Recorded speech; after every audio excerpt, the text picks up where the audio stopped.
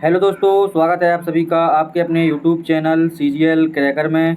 और जैसा कि हम लोग इस चैनल पर एसएससी सीजीएल 2023 टियर फर्स्ट के हम मैथ के प्रीवियस ईयर क्वेश्चंस देख रहे थे, जो हमारे 39 शिफ्टों में हुए थे पेपर सीजीएल 2023 टियर फर्स्ट के।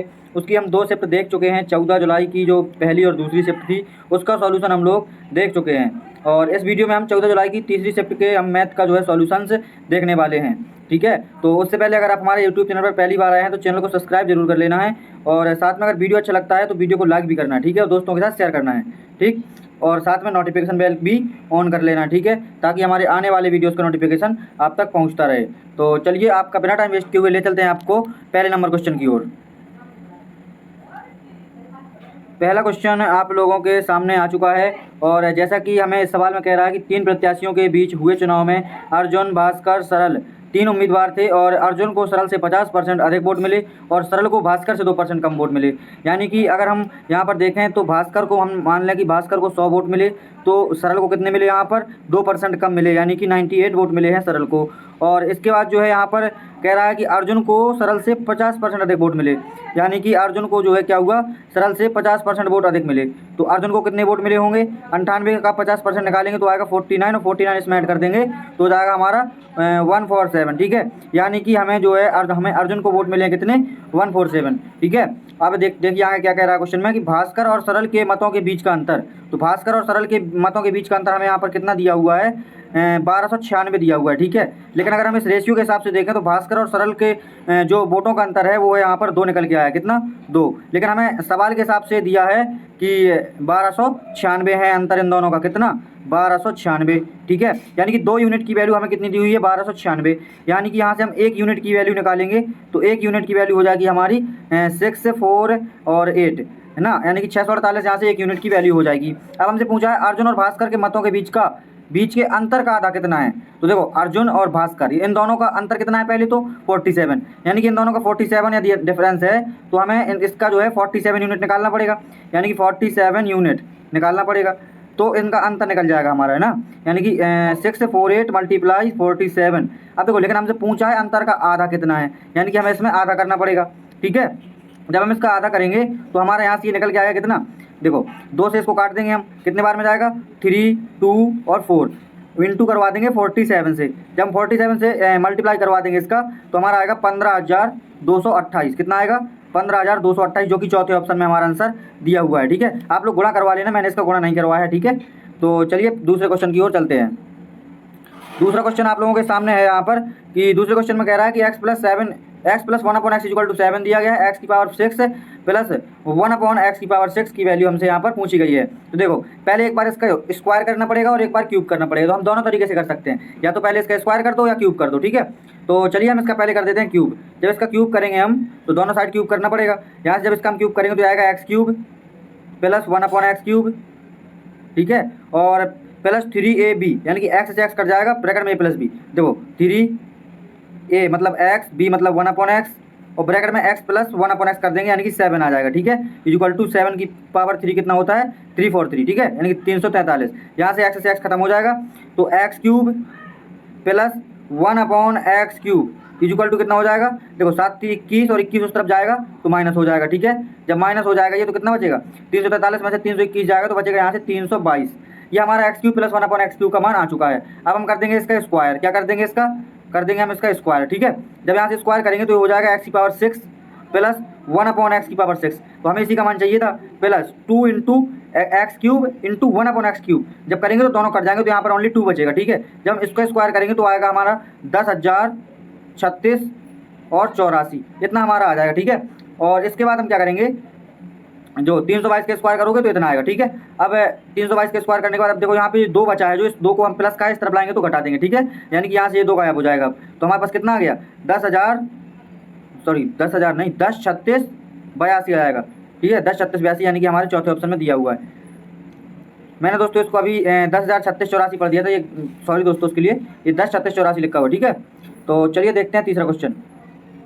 तीसरा क्वेश्चन काफ़ी अच्छा है और इसमें कई लोगों को परेशानी भी हो सकती है, लेकिन उतना भी ज़्यादा टफ नहीं कहेंगे इसको, लेकिन ठीक ठाक क्वेश्चन है। ठीक है, तो चलिए ए और बी के पास कुछ टॉफियाँ हैं, पता नहीं है कितनी। ठीक है, लेकिन हमसे कह रहा है कि यहाँ पर ए बी को एक टॉफ़ी देता है। देखो सबसे पहले हमने मान ली कि ए के पास ए टॉफ़ी है, बी के पास बी टॉफ़ी है। तो जब ए बी को एक टॉफ़ी देता है, यानी कि ए देगा ना टॉफ़ी, तो ए के पास एक टॉफ़ी कम हो जाएगी और बी के पास एक टॉफ़ी ज़्यादा हो जाएगी। ऐसा ही है ना, ए ने एक टॉफ़ी बी को दे दी, यानी कि ए के पास एक टॉफ़ी कम, बी के पास एक टॉफ़ी ज़्यादा, तो उनके पास बराबर संख्या में टॉफ़ी, यानी कि अगर ऐसी स्थिति होती है तो दोनों के पास बराबर बराबर टॉफ़ी यहाँ से निकल आएंगी। यानी कि यहाँ से निकालेंगे हम तो ए माइनस बी इक्वल टू कितना निकल के आएगा, माइनस एक वहाँ जाएगा तो प्लस का हो जाएगा 2, यानी कि ए माइनस बी कितना आ गया हमारे पास 2। एक समीकरण ये बन चुका। अब इसके बाद दूसरी साइड का समीकरण बनेगा, देखो यहाँ से कैसे, कि हमें अगली लाइन में कह रहा है हमसे कि यदि बी ए को एक टॉफ़ी दे देता है, बी क्या करता है, एक टॉफ़ी किसको दे देता है, ए को दे देता है, यानी कि अब इस बार बी के पास एक कम हो जाएगी और ए के पास एक ज़्यादा हो जाएगी। तो ए की टॉफ़ियाँ बी से दुगनी, यानी कि बी से दुगनी हो जाती हैं ए की टॉफ़ियाँ। चलिए अब यहाँ से निकालेंगे 2b minus 2 is equal to A plus 1। देखो 2b यहीं लिख कर रहने दो, माइनस ए इस तरफ आ जाएगा, ठीक है, बराबर में ये हो जाएगा कितना, ये माइनस का 2 उस तरफ जाएगा तो प्लस का 3 हो जाएगा, ठीक, 2 ये और 1 ये 3 हो जाएगा। यहाँ से दूसरा समीकरण ये बन चुका हमारा, ठीक है। तो चलिए यहाँ से अब देखते हैं, देखो इसके दो तरीके हैं, दोनों समीकरण को सॉल्व कर लीजिए किसी भी तरीके से। देखो यहाँ से ऐसे भी सॉल्व कर सकते हैं कि a इज इक्वल टू लिख सकते हैं हम 2 प्लस बी, ये माइनस का बी था हमने उस तरफ भेज दिया, प्लस का बी हो गया। अब यहाँ पे हम जो है ए का वैल्यू पुट कर देंगे, ए की, यानी कि 2b माइनस ए की वैल्यू कितनी है 2 प्लस बी, यानी कि माइनस का 2 और माइनस का बी हो जाएंगे दोनों, बराबर में 3 है। अब देखो ये माइनस का 2 है उस तरफ जाएगा प्लस का हो जाएगा, यानी कि यहाँ तो हो गया 5, यहाँ कितना हो गया 5, और ये 2b में से b जाएगा तो कितना बचेगा b, यानी कि b की वैल्यू आ गई हमारी कितनी 5। तो यहाँ पे जब हम b की वैल्यू 5 पुट कर देंगे तो a की वैल्यू कितनी हो जाएगी 7, a की वैल्यू 7 है, b की वैल्यू 5 है। हमसे a और b के पास कुल टॉफ़ियाँ पूछी हैं, तो 7 और 5 कितनी हो जाएंगी 12 टॉफ़ियाँ। चलिए देखते हैं चौथा क्वेश्चन। चौथे क्वेश्चन पे यहाँ पर देख लीजिए पहले कि कुल विद्यार्थी कितने दिए हुए हैं 280, ठीक है, कुल विद्यार्थी कितने दिए हुए हैं हमें 280 कुल विद्यार्थी हमें दिए हुए हैं। यहाँ पर देखो कितने 280 नहीं दोस्तों 2080, सॉरी 2080 विद्यार्थी टोटल हमें यहाँ पर दिए हुए हैं। अब अगर हमें यहाँ से बॉम्बे और मद्रास, आईआईटी बॉम्बे और मद्रास के विद्यार्थियों की संख्या निकाली है, तो इन तीनों की, IIT Delhi, IIT Kanpur, IIT Guwahati की संख्या को जोड़ देंगे और इससे घटा देंगे टोटल छात्रों की संख्या से, तो हमारे यहाँ के दोनों का योग आ जाएगा, बॉम्बे का और मद्रास का, ठीक है। तो चलिए जोड़ देते हैं, कितना आएगा, तो पहले यहाँ पे तो आएगा 0, ठीक है, कितना आएगा, पहले आएगा यहाँ पर 0 और ये 3 और 5 8 और फिर आ जाएगा यहाँ पे 8, 4 3 7 और 4 11, यहाँ पे आ जाएगा 11, यहाँ पे कितना हो जाएगा 0 माइनस कर देंगे जैसे 0 0 और 9, यानी कि हमारे पास आईआईटी बॉम्बे और आईआईटी मद्रास दोनों के विद्यार्थियों की संख्याओं का जो योग है वो 900 है। लेकिन हमें सवाल में कह रहा है कि आईआईटी मद्रास में विद्यार्थियों की संख्या का 20% कम है, कहाँ पर, बॉम्बे में। यानी कि अगर हम आईआईटी मद्रास में हम मान लें 100 हैं, तो आईआईटी बॉम्बे में कितना हो जाएगा 20 कम, यानी कि 80। यानी कि इसका जब हम रेशियो निकालेंगे तो कितना हो जाएगा, रेशियो हो जाएगा इसका 5:4, ठीक है। मद्रास में हो गया 5 और बम्बई में हो गया कितना, बॉम्बे में हो गया 4। यानी कि जब हम अगर दोनों को जोड़ें, देखो ये हमें दोनों का योग दिया हुआ है 900, यहाँ पर क्या दिया हुआ है, दोनों का योग 900, तो हमें यहाँ इन दोनों का योग भी करना पड़ेगा, तो इन दोनों का योग कितना हो जाएगा 9, यानी कि 9 यूनिट इज इक्वल टू 900, तो 1 यूनिट इज इक्वल टू 100 हो जाएगा, ठीक है। 9 यूनिट इज इक्वल टू 900 तो 1 यूनिट इज इक्वल टू 100। हमसे पूछा है आईआईटी बॉम्बे में, तो बॉम्बे में कितना था 4 यूनिट, यानी कि जब 4 में 4 का गुणा करवा देंगे तो कितना हो जाएगा 400, तो यहाँ से हमारा आंसर कितना निकल के आ गया 400। तो चलिए देखते हैं अगला क्वेश्चन। पाँचवा क्वेश्चन आप लोगों के सामने यहाँ पर, एक कार्यालय में मोनिका एक टाइपिंग का काम 6 घंटे में करती है, अनीता 8 घंटे में करती है, 8 घंटे में, और मंजू 5 घंटे में पूरा कर सकती है। वे अकेले अकेले काम करते हैं, मतलब जब अकेले अकेले करते हैं तो ये मोनिका करती है हमारी 6 घंटे में अकेले में, अनीता करती है 8 घंटे में, और सॉरी मंजू करती है यहाँ पर 5 घंटे में, ठीक है। ये हमारी यहाँ पे मोनिका है, ठीक है, मोनिका को हम MO लिख देते हैं, ठीक है। मोनिका 6 घंटे में, अनीता 8 घंटे में, और यहाँ पर मंजू 5 घंटे में। यदि वे एक साथ काम करें तो कितने टाइम में समाप्त हो जाएगा, ठीक है। तो ऐसे सवालों को करने के लिए सबसे पहले हमें चाहिए होता है इसका, इन तीनों का LCM। तो LCM कितना हो जाएगा इसका, देखो LCM निकल के आएगा 8 5 40 और 4 3 12, 120 इसका LCM हो जाएगा। और ऐसे सवालों में जो इसका LCM होता है वही इसका टोटल वर्क भी होता है, यानी कि टोटल वर्क हमारा 120 है। अब देखो ये इतने घंटे में करते हैं, उनकी इफिशियंसी निकाल दो पहले, इनकी इफिशियंसी कितनी हो जाएगी, 6 का भाग 20 120 में करेंगे तो कितना आ जाएगा 6 दूनी 12, यानी कितना आएगा यहाँ से 120 निकल के आएगा, कितना 20 निकल के आ गई यहाँ पे हमारी मोनिका की इफिशियंसी, ठीक है। और 8 से इसमें भाग करेंगे तो 8 एकम 8 और 5 15 8 120, और यहाँ पे अनीता की इफिशियंसी 15 निकल के आ गई, और मंजू की निकालेंगे तो कितनी हो जाएगी 5 दूनी 10 और 5 20 24, यहाँ पर मंजू की हो गई। हमें चाहिए क्या कि तीनों को एक साथ काम कराना है, यानी कि जब तीनों को एक साथ काम कराना है तो तीनों को यहाँ पे तीनों की इफिशियंसी जोड़ देंगे तो हो जाएगा 5 4 9 2 2 4 1 5, यानी कि तीनों की इफिशियंसी हो गई 59। टोटल वर्क है 120। अच्छा जब टोटल वर्क 120 है और तीनों की एफिशिएंसी 59 है, तो इतने दिन में काम खत्म कर देंगे, मतलब इतने घंटे में पूरा काम खत्म कर देंगे ये लोग, ठीक है। तो इसका सॉल्व करेंगे जब, तो 59 दूनी हो जाएगा कितना, 9 दूनी 18, 5 दूनी 10, 118, 59 दूनी 118, बचेगा 2 शेषफल और बटे में 59, यानी कि 2 सही 2 बटे 59 यहाँ पर हमारा आंसर निकल के आ जाएगा, ठीक है। चलिए देखते हैं अगला क्वेश्चन, छठवां नंबर क्वेश्चन जो हमसे कह रहा है कि sec की पावर 4 माइनस sec की पावर sec की पावर 4 माइनस tan की पावर 4 थीटा का मान पूछा है।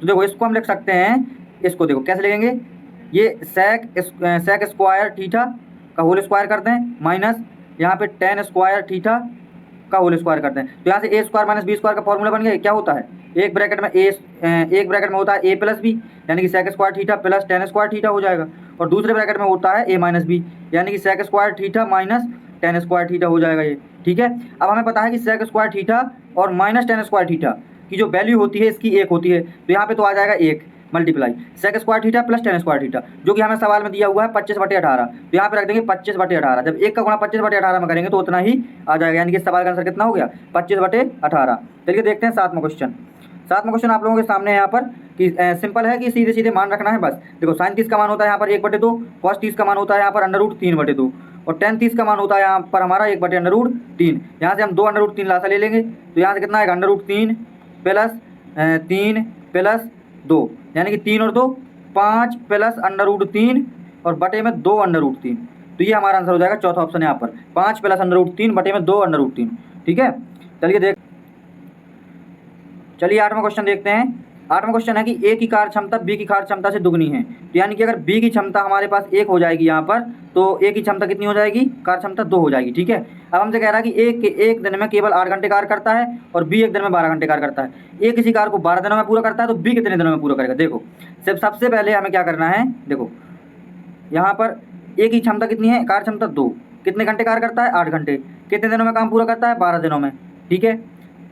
और इक्वल टू बी कितने घंटे कार्य करता है, 12 घंटे, और बी की क्षमता कितनी है यहाँ पर 1, और बी कितने दिनों में काम करेगा, मान लिया हमने टी दिन में काम करेगा पूरा, ठीक है। तो यहाँ से 12 से 12 सॉल्व हो जाएगा और 8 दूनी 16 आ जाएगा, यानी कि टी कितने दिन में काम पूरा कर देगा, 16 दिन में, ठीक है। तो यहाँ से ऑप्शन नंबर बी आ जाएगा। चलिए देखते हैं 9 नंबर क्वेश्चन। इस शिफ्ट का और कह सकते हैं यहाँ पर 39 शिफ्टों में से सबसे अच्छा सवाल जो देखने को मिला है, तो यही है 9 नंबर सवाल, ठीक है। इसमें हमसे कह रहा है कि दो मित्र P और Q एक साथ वृत्ताकार ट्रैक पर एक ही बिंदु से दौड़ना शुरू करते हैं। वे एक ही दिशा में दौड़ते हैं। P 6 मीटर प्रति सेकंड की गति से चाल से चलता है और Q 20 मीटर प्रति सेकंड की चाल से चलता है। यदि ये वृत्ताकार पथ पर ठीक 2 बिंदुओं पर, कितने बिंदुओं पर, 2 बिंदुओं पर एक दूसरे को पार करते हैं, और B एक प्राकृतिक संख्या है जो 6 से कम है। B क्या कह रहा है, B एक प्राकृतिक संख्या है जो कि 6 से क्या है, 6 से यहाँ पर कम है, यानी कि B के मान क्या क्या हो सकते हैं, प्राकृतिक भी कह रहा है और 6 से कम भी कह रहा है। तो B के मान हो सकते हैं यहाँ पर B इक्वल टू 1 2 3 4 और 5। B के मान हो सकते हैं 1 2 3 4 5, ठीक है, क्योंकि प्राकृतिक कहा है और 6 से कम कहा है। तो B के कितने मान हो सकते हैं हमें ये पता करना है, ठीक है। और जब इस तरीके के सवालों में जो वृत्ताकार पथ पर 2 बिंदुओं पर मिलता है, कितने बिंदुओं पर, 2 बिंदुओं पर कहीं पर भी, ठीक है। जैसे ये वृत्ताकार पथ है 2 बिंदु पर, मान लिया एक बिंदु पर यहाँ पे मिलेगा, एक बिंदु पर यहाँ पे। तो ऐसे सवालों को करने के लिए जो रेशियो होता है दोनों की चाल का, उन रेशियो को जो डिफरेंस निकालेंगे वो कितना होना चाहिए, वो हमारा होना चाहिए 1, ठीक है। देखो हम 1 मिनट मैं समझा देता हूँ पहले कैसे। जैसे हमने P की चाल मान ली हमारे पास 6 दी हुई है, ठीक है, और Q की चाल हमने B मानी, B का मान कितना है, 1 है यहाँ पर, ठीक है। यानी कि B की चाल अगर अब देखो पहली बात तो ये कि एक ही दिशा में जा रहे हैं, तो एक ही दिशा में जाने पर क्या होता है, चालें जो है जुड़ती हैं, सॉरी घटती हैं, ठीक है। तो यहाँ पर देखो अगर P 6 है और ये अगर Q का जो है हम 1 मान लें तो कितना होगा, 6 अनुपात, इनका अंतर कितना है, 5, तो ये तो नहीं होगा, ठीक है। अब यहाँ से 6 और 2 लिख लें, तो 6 और 2 को इससे एक और सॉल्व कर लो, 2 एकम 2, 2 तिहाई 6, तो इन दोनों का डिफरेंस कितना है, 2, इन दोनों का डिफरेंस कितना है, अनुपात का 2। अब देखो 2 बिंदु पर मिल रहा है इसलिए 2 डिफरेंस है, यानी कि ये मान हो सकता है, ठीक है।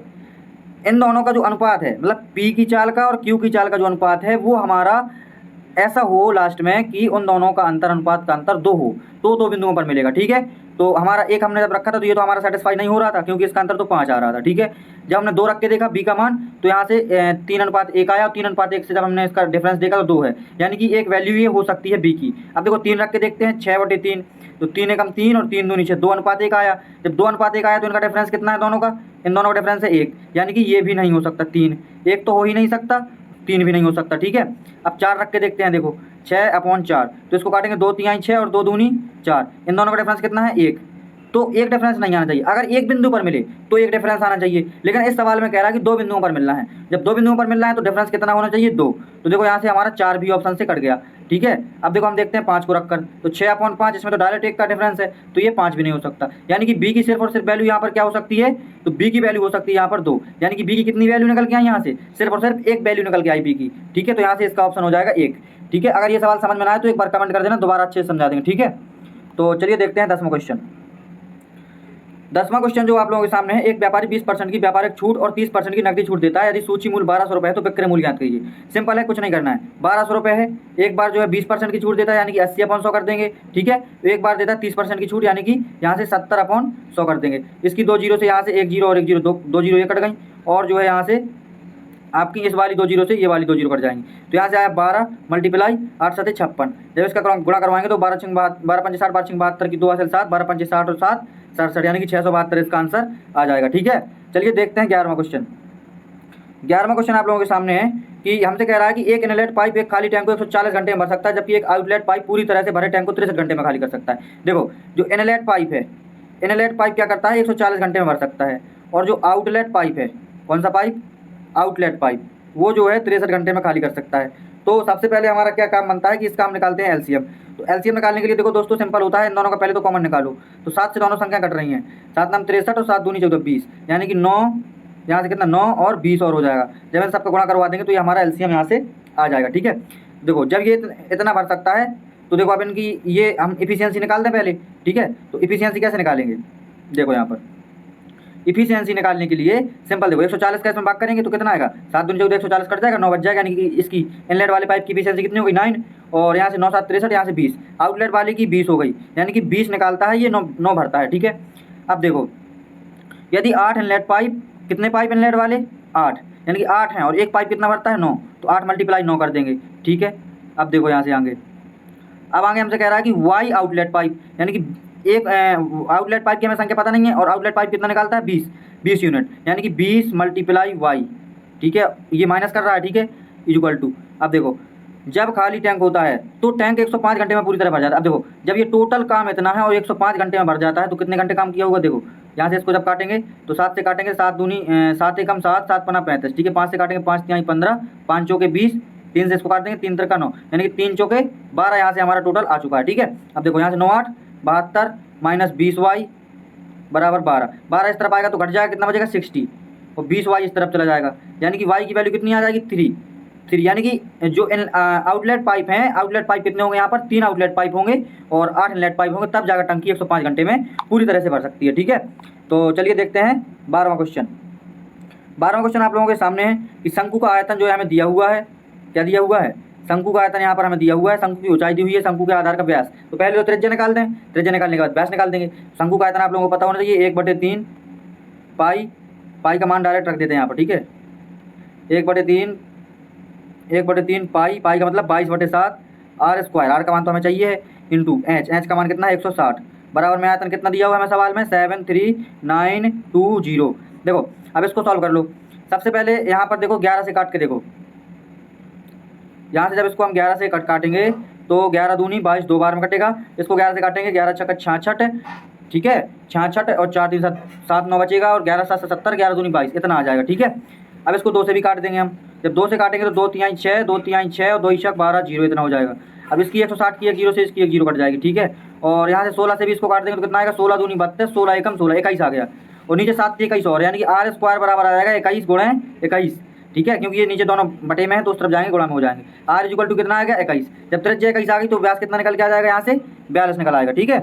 चलिए देखते हैं 13वां नंबर क्वेश्चन। देखिए 13वां नंबर क्वेश्चन हमसे कह रहा है कि sin 23 बराबर है हम हमारे पास a/b। देखो यहाँ पे हम बना लेते हैं एक राइट एंगल ट्राइंगल, ठीक है। देखो sin 23, इसको मान लिया हमने 23 डिग्री है, जब ये तो 90 होता है, ये 23 है तो ये हो जाएगा हमारा 67, कितना हो जाएगा 67। अब देखो साइन थीटा बराबर क्या होता है, लंब बटे कर्ण, यानी कि ये हो जाएगा a और ये हो जाएगा b, ठीक है। जब हम इसका आधार निकालेंगे इस तरीके से तो आधार कितना हो जाएगा, आधार हो जाएगा रूट के अंदर b square minus a square, ठीक है, ये हो जाएगा हमारे पास आधार। अब हमें साइन 23 का मान चाहिए। देखो यहाँ पर जो वैल्यू होगी उसी को आधार मानेंगे। अब 23 को बोला है तो 23 कौन यहाँ पे बन रहा है तो इसको आधार मानेंगे हम, ठीक है, इसको लंब मानेंगे। तो सेक 23 बराबर क्या होता है, देखो सेक 23 बराबर होता है लंब बटे आधार। एक मिनट दोस्तों, लाल बटे कक्का होता है यहाँ पर, ठीक है, तो लंब बटे कर्ण आधार, कर्ण बटे आधार होता है sec 23, तो कर्ण कितना हो जाएगा b, आधार कितना हो जाएगा, देखो ये कर्ण हो गया, आधार हो गया b square minus a square हो जाएगा, b square minus a square, ठीक है, माइनस साइन 67। अब जब साइन 67 मान लिया तो 67 कोण कहाँ पर बन रहा है, यहाँ पर, तो ये हो जाएगा आधार। अब जब ये आधार हो जाएगा तो साइन थीटा बराबर लंब बटे कर्ण होता है, तो लंब कितना है यहाँ पे हमारे पास, अब लंब हो जाएगा ये वाला, यानी कि under root b square minus a square, और इसका कर्ण कितना है बी है, ठीक है। जब इन दोनों को हम सॉल्व करेंगे सिंपली, जब इन दोनों को सॉल्व करेंगे तो कितना, यहाँ से एलसीएम ले लेंगे b और अंडर रूट के अंदर b square minus a square, ठीक है।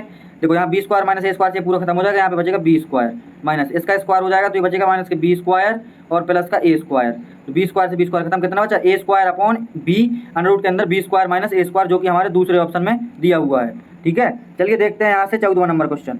14वां नंबर क्वेश्चन आप लोगों के सामने है कि cos beta upon sine sec alpha बराबर 15, sine beta upon sec alpha is equal to 16, sine square beta का मान। सिंपल है, कुछ नहीं करना है, यहाँ से देखो इसके बटे में कर दो ये वाला cos beta upon sec alpha, और यहाँ पे बटे में हो जाएगा 15, तो ये जाएगा सबसे ऊपर और ये जाएगा यहाँ पे, ठीक है। तो क्या बचेगा साइन बीटा इंटू ये सबसे ऊपर जाएगा, तो ये हो जाएगा सेक अल्फा अपॉन ये सेक अल्फा पहले से है यहाँ पर, इंटू ये बीच वाला कहाँ जाएगा कॉस बीटा बराबर 16/15 हो जाएगा, ठीक है। अब देखो यहाँ से सेक अल्फा खत्म, sine beta upon cos beta बचा, sine beta upon cos beta क्या होता है हमारे पास, sine beta upon cos beta होता है टेन बीटा, यानी कि हमारे पास टेन बीटा का मान कितना आ गया 16/15।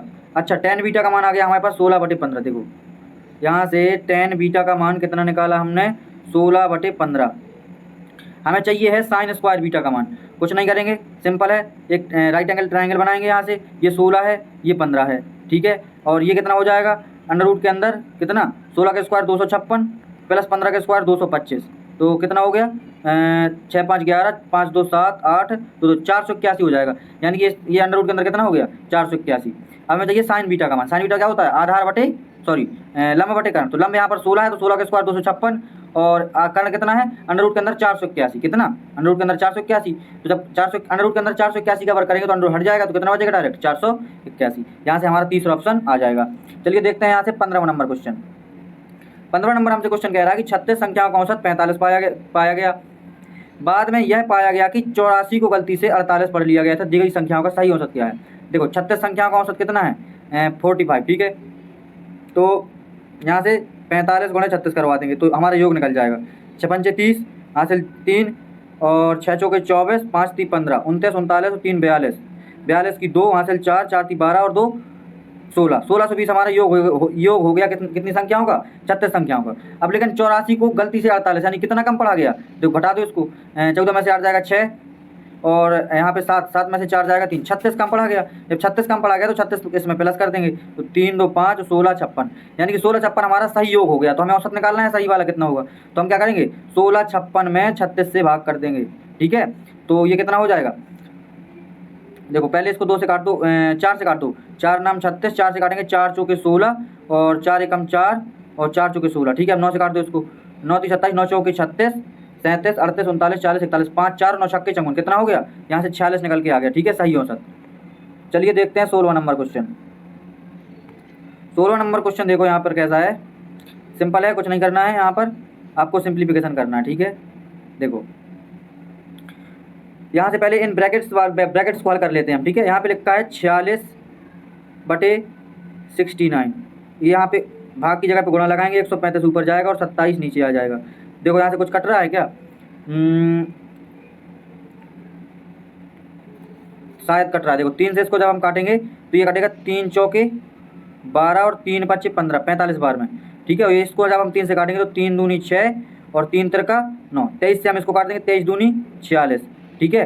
अब हम 9 से इसको काट देंगे, 9 पे 9 45 और 9 तिहाई 27, ठीक है। ऊपर बचा 5 दूनी 10/3, यानी कि हमारा इतना सॉल्व करने में, देखो एक मिनट, इस भाग को सॉल्व करने में कितना आया हमारे पास 10/3, ठीक है, लिख लेंगे, माइनस लगाया माइनस लगा दिया। अब इसको सॉल्व करो, यहाँ से ये कटता है कुछ, 2 से पहले इसको 7 से काटो, 7 दूनी 14, 7 से इसको काटो, 7 एकम 7 और 7 तिहाई 21, ठीक है। 2 से इसको काट दो, 2 चौके 8 और 2 तिहाई 6, 43 से इसको काट दो, 3 बार में कट जाएगा ये। तो यहाँ से इतने पार्ट को सॉल्व करने में कितना आ गया 13 ऊपर बचा और 3 नीचे, यानी कि इतने पार्ट को सॉल्व करने में आ गया हमारे पास 13/3, कितना आया 13/3, एक मिनट इतने पार्ट को सॉल्व करने में हमारे पास आया यहाँ पर 13/3, ठीक है। तो चलो यहाँ पे हम लिख सकते हैं 13/3। अब जब इसको सॉल्व करेंगे तो 10 में से 13 जाएगा तो कितना बचेगा, माइनस का 3/3। यहाँ से देखो 10/3 माइनस 13/3 है यहाँ पर, तो 10 में से 13 जाएगा कितना बचेगा, 3/3, और भी माइनस का, तो एक आ जाएगा कितना, माइनस का। यानी कि इतना सॉल्व करने पर, देखो इतना सॉल्व करने पर ये जो ये वाला ब्रैकेट है पूरा सॉल्व करने पर आया हमारे पास -1, ठीक, कितना आया, -1।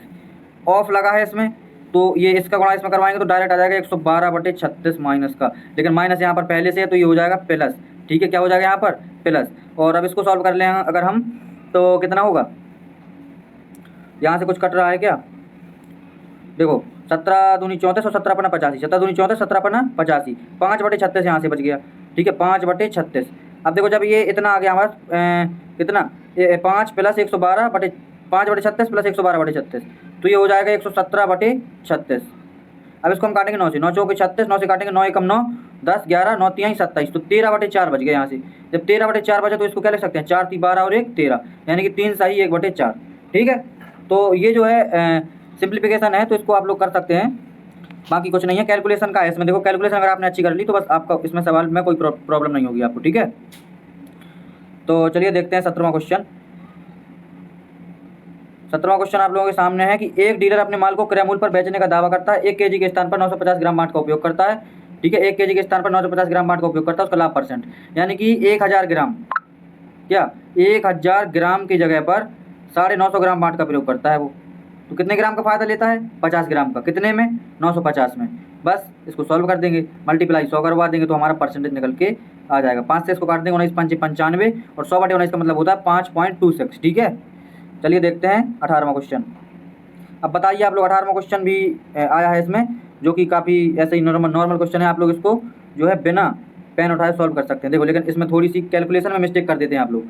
सबसे पहले क्या करेंगे, भाग है इसको भाग कर लें, 7 + 5 × 6 = 30 हो जाएगा, इसको सॉल्व कर लिया। माइनस लगा है तो माइनस लगा दिया, 6 और 6 ये 12 हो जाएगा, और प्लस में 7 है, ठीक है। 7 × 5 = 12, 12 से पूरा 12 खत्म हो जाएगा, कितना आंसर बचेगा इसका, 7। चलिए देखते हैं 19 नंबर क्वेश्चन। 19 नंबर क्वेश्चन आप लोगों के सामने है यहाँ पर कि एक व्यक्ति किसी कंपनी में कुल 10,000 रुपये की राशि निवेश करता है।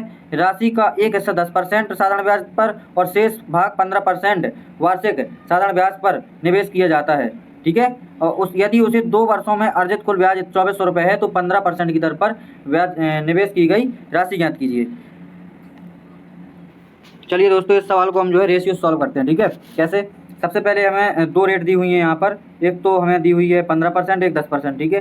तो हम इफेक्टिव रेट निकाल लेते हैं। देखो 2 वर्ष का ब्याज कितना दिया हुआ है हमें, 2400 रुपये, तो 1 वर्ष का ब्याज कितना हो जाएगा, 1200 रुपये। जब 1 वर्ष का ब्याज 1200 है और धनराशि कितनी है यहाँ पर 10,000, तो 100 का गुणा और करवा देंगे इसमें, तो कितनी पर इफेक्टिव रेट कितनी निकल आएगी यहाँ से, 12% इफेक्टिव रेट आ जाएगी। यानी कि एक भाग दिया उसने 10% से, एक भाग दिया 15% से, और इफेक्टिव रेट है 12, तो इसका रेशियो निकाल लेंगे, कितना आएगा, यहाँ से 3 आ जाएगा, यहाँ से 2, यानी कि उसने जो 10% रेट पर दी उसका रेशियो 3, और जो उसने 15% की रेट पर दी उसका 2, यानी कि जब इन दोनों को जोड़ेंगे तो कितना हो जाएगा, 3 2 5, 5 = 10,000 के यहाँ पर, ठीक है। 5 = 10,000 के, तो 1 यूनिट = कितना हो जाएगा, 1 यूनिट बराबर हो जाएगा 5 दूनी 10, 2000 के। जब 1 यूनिट 2000 के बराबर है तो 15% की वार्षिक दर पर पूछा उसने कितनी राशि निवेश की, तो इसका कितना, 2 यूनिट, ये 15% वाला हो जाएगा। देखो यहाँ से ये जो है ये यहाँ से 15% के लिए हो जाएगा, 3% के लिए हो जाएगा, सॉरी 10% के लिए हो जाएगा ये, तो 15% के लिए पूछा है तो 2 का गुणा करवा देंगे तो कितना हो जाएगा इसमें, 4000, 2000, 1 यूनिट बराबर 2000, तो 2 यूनिट बराबर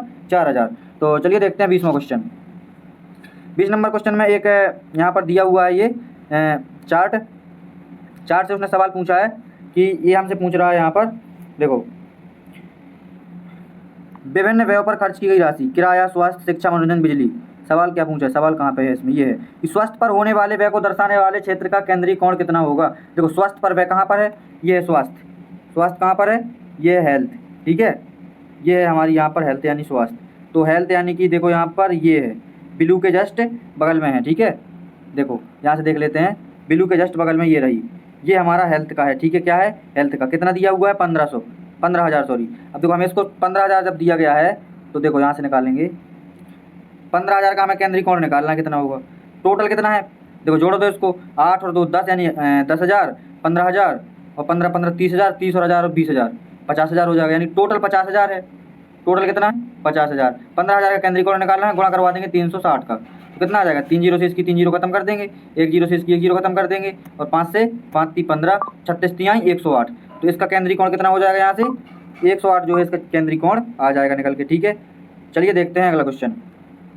21 नंबर क्वेश्चन आप लोगों के सामने है कि एक कह रहा है कि एक वृत्त है, क्या है, एक वृत्त है जिसका व्यास ओ है, सॉरी व्यास नहीं, ए भी केंद्र ओ वाले एक वृत्त का व्यास है, मतलब ये इसका केंद्र है ओ और ए भी इसका व्यास है, ए भी क्या है, ए भी इसका व्यास है, ओ इसका क्या है, केंद्र है। पी इस पर एक बिंदु इस प्रकार है कि ए ओ पी 95, देखो यहाँ पे हम मान लेते हैं कि पी है यहाँ पर, ठीक है, पी हमारा ये है यहाँ पर, तो ए ओ पी यानी कि ये वाला कोण हमें दिया हुआ है 95, कितना, तो ओ बी पी पूछा हमसे, ओ बी पी मीन्स हमसे पूछा है ये वाला कोण। ठीक है, तो देखो अगर हम एक यहाँ से रचना करते हैं, क्या करते हैं, एक रचना करते हैं, देखो अगर हम यहाँ से एक जीवा खींचते हैं ऐसे, तो ये जीवा हो गई ए पी जीवा, तो यहाँ से इसे जीवा से या त्रिज्यखंड बोलते हैं, सॉरी जीवखंड बोलते हैं, तो इससे बना ये केंद्र पर कोण है और इसी से बन रहा है ये परिधि पर कोण, ये वाला, तो केंद्र पर बना कोण परिधि पर बने कोण का डबल होता है, या पर ये बोल देते हैं कि परिधि पर बना कोण केंद्र पर बने कोण का आधा होता है, यानी कि 95 का आधा कितना हो जाएगा, ये 47.5। ठीक है, चलिए देखते हैं 22 नंबर क्वेश्चन। 22 नंबर क्वेश्चन आप लोगों के सामने है, इसमें कह रहा है कि विराट एक कार्य को 30 दिनों में पूरा कर सकता है, कितने दिनों में, 30 दिनों में, और डेनियल उसी कार्य को पूरा करने में विराट से 60% अधिक कुशल है। देखो इनकी पहले हमें इफिशियंसी दी हुई है, डेनियल जो है विराट से 60% अधिक कुशल, यानी कि अगर विराट जो है, एक मिनट, यदि विराट जो है, विराट की इफिशियंसी 100 है, तो इसकी इफिशियंसी किसकी, डेनियल की कितनी हो जाएगी, 160। इसका रेशियो निकालो कितना हो जाएगा, 0 0 खत्म, 2 पंचे 10, 2 और 2 अट्ठे 16, यानी कि इनकी विराट की और डेनियल की एफिशिएंसी आ गई 5:8। ठीक है, ये आ गई इनकी इफिशियंसी। अब देखो विराट एक कार्य को कितने दिनों में पूरा करता है, 30 दिनों में। ठीक है, इफिशियंसी 5 है, 30 दिनों में काम करता है, तो टोटल वर्क कितना हो जाएगा यहाँ से निकल के, टोटल वर्क हो जाएगा हमारा 5 × 15 यानी कि 150। देखो विराट एक कार्य को 30 दिनों में करता है, विराट की इफिशियंसी 5 है, तो टोटल वर्क कितना हो जाएगा यहाँ से 150 यहाँ से हमारा जब टोटल वर्क हो जाएगा, तो अब हमसे पूछ रहा है कि उस कार्य को पूरा करने में डेनियल के द्वारा लिया गया समय, यानी डेनियल की इफिशियंसी कितनी है, यहाँ पर डेनियल की इफिशियंसी है 8। ठीक है, तो 150 टोटल वर्क है, इसकी डेनियल की इफिशियंसी 8 है, तो कितना टाइम लगेगा, सिंपली इसको सॉल्व कर देंगे। देखो 2 से काटेंगे, यहाँ से आ जाएगा 4 और ये आ जाएगा 75। अब जब इसको सॉल्व करेंगे तो 18 चौके 72 और 18 सही 3/4 दिन में डेनियल पूरा काम कर देगा। ठीक है, चलिए देखते हैं 23 नंबर क्वेश्चन। 23 नंबर क्वेश्चन में हमसे कह रहा है कि निम्नलिखित में से कौन सा कथन गलत है। देखो गलत कथन हमें बताना है, यहाँ पे 3 कथन सही दिए गए हैं और एक कथन गलत है कोई। स्पर्श रेखा संपर्क बिंदु पर वृत्त की त्रिज्या के लंबवत होती है। देखो यहाँ पर ये वृत्त बना लिया हमने, ये यहाँ से स्पर्श रेखा खींच दी, ये इसका संपर्क बिंदु हो गया, वृत्त की त्रिज्या के लंबवत होती है, यहाँ से ये वृत्त की त्रिज्या खींच दी हमने, तो ये लंबवत, ये बिल्कुल सही बात है, यानी कि ये यहाँ पर पहला वाला कथन सही है। स्पर्श रेखा वृत्त के केवल एक बिंदु को स्पर्श करने वाली, हाँ तो स्पर्श रेखा वृत्त की केवल एक बिंदु को स्पर्श करती है, ये भी बिल्कुल सही है। अब देखो ये तीसरा गलत है, यहाँ पर एक रेखा जो एक वृत्त के 2 अलग अलग बिंदुओं को काटती है स्पर्श रेखा कहलाती है। स्पर्श रेखा कभी 2 बिंदुओं को नहीं काटती है, ठीक है, एक ही बिंदु को टच करती है। जैसे तीसरे में कह रहा है कि एक रेखा जो वृत्त के 2 अलग अलग बिंदु, यानी कि यहाँ पे भी काट दिया और यहाँ पे भी काट दिया, तो इसको कह रहा है वो स्पर्श रेखा, तो ये तो स्पर्श रेखा हुई नहीं, ये तो होगी छेदक रेखा। ठीक है, देखो अगला ऑप्शन है, यदि किसी जीवा को वृत्त के बाहर दोनों सिरों पर फैलाया जाए तो इसे छेदक रेखा कहा जाता है। देखो ये है, मान लीजिए कोई जीवा यहाँ से यहाँ तक, जब इसको हम दोनों सिरों पर इस तरफ भी फैला देंगे यहाँ से और इस तरफ भी फैला देंगे, तो तब छेदक रेखा हो जाएगी। यानी कि पहला, दूसरा और चौथा ऑप्शन सही था, और ये गलत कौन सा था, यहाँ पर तीसरा ऑप्शन गलत था। ठीक है, चलिए देखते हैं 24 नंबर क्वेश्चन। 24 नंबर क्वेश्चन में हमसे कह रहा है जहांगीर को 1 घंटे में 90 किलोमीटर की दूरी तय करनी है, तो उसके पास टाइम कितना है, 1 घंटा। दौड़ना कितना है, मतलब उसको दूरी कितनी कवर करनी है, 90 किलोमीटर की, 90 किलोमीटर की उसको दूरी तय करनी है। ठीक है, पहले 25 मिनट के दौरान 15.2 मीटर प्रति सेकंड की चाल से यात्रा करता है। ठीक है, तो शेष समय में जहांगीर ने अपने गंतव्य स्थान पर ठीक समय पर पहुंचने के लिए प्रति सेकंड कितने मीटर दूरी तय की। ठीक है, हमें निकालना है कि शेष समय में जहांगीर ने अपने गंतव्य पर ठीक समय पर पहुंचने के लिए प्रति सेकंड कितने मीटर दूरी थी, हमें दूरी निकालना है। ठीक है, तो चलिए देखते हैं। तो सबसे पहले तो हम ये निकालना है कि पहले 25 मिनट में उसने कितनी दूरी तय की, है ना, यानी कि 15 किलोमीटर चाल प्रति घंटा की, सॉरी 15.2 मीटर प्रति सेकंड की चाल से चल रहा है, 25 मिनट में तक चल रहा है, तो कितनी चलेगी चाल, दूरी बराबर क्या होता है, चाल गुणा समय। तो लेकिन हमें चाहिए यहाँ पर चाल दी हुई है हमारी मीटर प्रति सेकंड में, इसको बदल देंगे हम किलोमीटर प्रति घंटा में, तो क्या करेंगे 18/5 का करवा देंगे गुणा। ठीक है, ये होगी हमारी चाल। समय कितना दिया हुआ है 25 मिनट, 25 मिनट को बदल लेंगे हम काहे में इसको बदलेंगे हम घंटे में, तो घंटे बदलने के लिए इसमें कर देंगे 60 का भाग। ठीक है, तो चलिए अब देखते हैं, आगे सॉल्व करते हैं। तो दूरी क्या निकल के आती है जो उसने 25 मिनट में तय की है दूरी। ठीक है, देखो इसको 5 से जब हम इसको काटेंगे तो कितना आएगा, 5 से काटेंगे 5 25, 5 आ जाएगा यहाँ से, 5 से इसको काटेंगे 12 5 60, और 6 से इसको काटेंगे 6 दूनी 12, और 6 से इसको काटेंगे 6 त्रिक 18, और 2 से हम इसको काट देंगे, कितना आएगा 2 7 14, 2 6 12, 76.3 का गुणा करवाएंगे तो दूरी आ जाएगी कितनी, 6 त्रिक 18 और 7 21 और 1 22, यानी कि दूरी उसने जो 25 मिनट में तय की है वो तय की है 22.8 किलोमीटर। टोटल दूरी कितनी थी 90 किलोमीटर, 22.8 किलोमीटर दूरी ये जो है तय कर चुका है। तो कितनी दूरी बची तय करने के लिए, 0.2 और 9 में से 2 जाएगा 7, यहाँ पर 8 में से 2 जाएगा 6, 67.2 किलोमीटर की दूरी यहाँ पर बची है तय करने के लिए। कितनी, 67.2 किलोमीटर की दूरी। ठीक है, यहाँ पे मैं लिख लेता हूँ शेष दूरी कितनी बची है, शेष दूरी बची है 67.2 किलोमीटर की दूरी। ठीक है, 67.2 किलोमीटर की दूरी यहाँ पर बची है हमारी। अब समय कितना बचा है, 1 घंटे में 25 मिनट तो पहले तय कर चुका है, अब बचा कितना 35 मिनट। तो हमें क्या निकालना है, चाल। सेकंड मीटर पहुंचने के लिए प्रति सेकंड कितने मीटर, यानी मीटर प्रति सेकंड में चाल निकालना है। तो इसको हमें, ये दूरी हमारी किलोमीटर में दी हुई है, इसको हम बदल देंगे काहे में, मीटर में, तो ये बदल गया मीटर में। ठीक है, और समय हमारा दिया हुआ काहे में, मिनट में, यानी कि हमें चाल निकालना है तो दूरी बटे समय करना पड़ता है। समय हमारा यहाँ से 35 मिनट है, इसको बदलेंगे हम काहे में, सेकंड में। जब सेकंड बदलेंगे तो 60 का गुणा करवा देंगे। ठीक है, यहाँ से दशमलव हटाएंगे, 1 जीरो और बढ़ाएंगे, इसकी 2 जीरो से इसकी 2 जीरो खत्म कर देंगे। ठीक है, 5 से इसको काटेंगे, 5 7 35, 5 से 5 दूनी 10, 2 से इसको काट देंगे, 2 3 6, 3 से इसको काट देंगे, 3 दूनी 6 और 3 दूनी 6 और 3 चौके 12, अच्छा 7 से इसको काटेंगे, 7 3 21 और 1 7 दूनी 14, 32 जो है मीटर प्रति सेकंड यहाँ से दूरी निकल कर आ जाएगी। उम्मीद करते हैं समझ में आया होगा सवाल। ठीक है, चलिए देखते हैं 25 नंबर और इस वीडियो का लास्ट क्वेश्चन। सुधीर और आशीष की वर्तमान आयु इतनी है, 12 वर्ष पूर्व उनकी आयु का अनुपात 1:2 था, अब से 5 वर्ष बाद सुधीर की आयु क्या होगी। देखो हमसे पूछ रहा है सवाल में कि सुधीर और आशीष की वर्तमान आयु कितनी है, 5:7 है। ठीक है, देखो सुधीर की है 5x मान लिया हमने, और यहाँ पे आशीष की कितनी है, देखो बेसिक से करके बता रहे हैं, लेकिन इसका सॉल्यूशन आप लोग बेसिक से ही पहले सीखें सवालों को, फिर बाद में ट्रिक के पीछे भागें, क्योंकि बेसिक अगर आपसे बनता है तो ट्रिक आप लोग खुद में खुद निकाल सकते हैं। तो वर्तमान आयु 5x 7x मान ली सुधीर की और आशीष की। अब 12 वर्ष पूर्व, यानी कि आज से 12 वर्ष पूर्व पहले जाएंगे तो माइनस कर देंगे 12 इसमें भी और 12 इसमें भी, तो ये रेशियो कितना हो गया, 1:2 हो गया। ठीक है, अब देखो इसको सॉल्व कर लेंगे, एक्स का मान निकाल लेंगे यहाँ से, ये हो जाएगा 5 दूनी 10x, 12 दूनी 24 इक्वल टू ये हो जाएगा 7x माइनस 12। देखो यहाँ से 7 इस तरफ आएगा तो घट जाएगा, 3x बचेगा, ये 24 उस तरफ जाएगा तो प्लस का हो जाएगा, 24 में से 12 जाएगा तो 12, x इक्वल टू कितना आ गया, x इक्वल टू आ गया हमारे पास 3 चौके 12 4। जब x इक्वल टू 4 आ गया तो सुधीर की आयु कितनी हो जाएगी, 5x थी तो 5 चौके 20 हो गई सुधीर की आयु, और आशीष की आयु कितनी आ जाएगी, आशीष की आयु आ जाएगी यहाँ से हमारी, देखो आशीष की आयु कितनी होगी, हमने मानी थी 7x, तो 7 चौके 28, यानी कि आशीष की आयु होगी 28। हमसे पूछा क्या है, 5 वर्ष बाद सुधीर की आयु, वर्तमान में सुधीर 20 वर्ष का है तो 5 वर्ष बाद 25 वर्ष का नहीं हो जाएगा। ठीक है, तो चलिए ये थे हमारे इस वीडियो के 25 क्वेश्चंस, जो कि प्रीवियस ईयर यानी कि CGL टीयर फर्स्ट का जो CGL टीयर फर्स्ट के जो हमारे 2023 में 39 शिफ्टों में पेपर कराए गए थे, उन सभी शिफ्टों में से 14 जुलाई की जो हमारी तीसरी शिफ्ट थी उसका हम सॉल्यूशन इस वीडियो में देख चुके हैं। और आगे भी हमारी जो टोटल 39 शिफ्ट है, जब तक हम टोटल 39 शिफ्ट को कवर नहीं कर लेते तब तक हमारी ये सीरीज चालू रहेगी, उसके बाद हम दूसरी सीरीज चालू करेंगे। ठीक है, तो चलिए उम्मीद करते हैं ये वीडियो आपको पसंद आया होगा। अगर पसंद आया है तो वीडियो को एक लाइक जरूर कर देना है। ठीक है, क्योंकि आप लोग लाइक करते हैं तो हमें मोटिवेशन मिलता है, और लाइक के साथ साथ क्या करना है, चैनल को सब्सक्राइब भी करना है। ठीक है, सब्सक्राइब के साथ साथ क्या करना है, नोटिफिकेशन बेल को भी ऑन करना है आपको। ठीक है, ताकि आपको जो है क्या नोटिफिकेशन आ जाया करे हमेशा वीडियो का। ठीक है, और इसके बाद जो है एक काम करना है, आपको शेयर करना है वीडियो दोस्तों के साथ, और सबसे बेस्ट यानी सबसे महत्वपूर्ण काम है कि कमेंट करके बताना है कि आपको वीडियो में क्या और कौन सा क्वेश्चन समझ में नहीं आया। जैसे अगर कोई भी क्वेश्चन समझ में ना आया हो तो बस आप लोग डाउट पूछ सकते हैं अपना कमेंट बॉक्स में, मैं उसका रिप्लाई जरूर करूँगा। ठीक है, तो चलिए इस वीडियो के लिए इतना ही, मिलते हैं अगले वीडियो में, तब तक के लिए जय हिंद, वंदे मातरम।